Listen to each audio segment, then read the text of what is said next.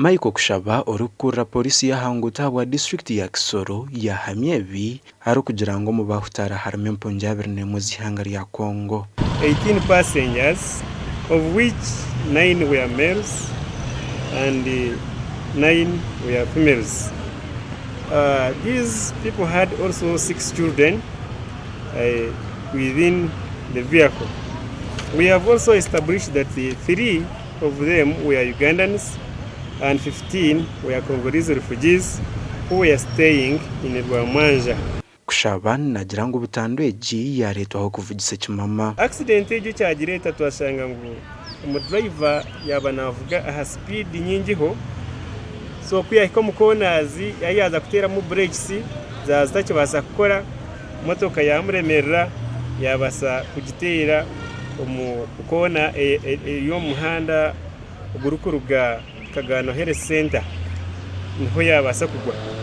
So nutukubiriza abadriver mbona abakosa bo muhanda kumugezaho kuceneza speed, habo kuba speed niyesingireyo okutwara amagara g'abantu bitu aha muhanda. Bamwe mu bayereberana gabo nibagira ngo imotoka yabana yirukanga yarimo kushara enshonda nuko kugwa aho abatura barahuka bakatandika kwihama baba barumu barukubirukangiza mu marwaro.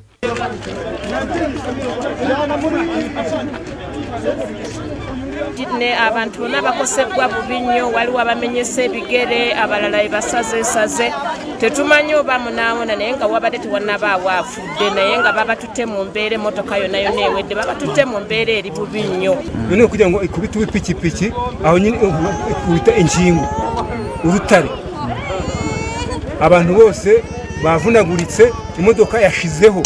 Abaturani bagira ngo imotoka zose reno zigwa hanshondeji bari kugira ngo ifunzire munonga.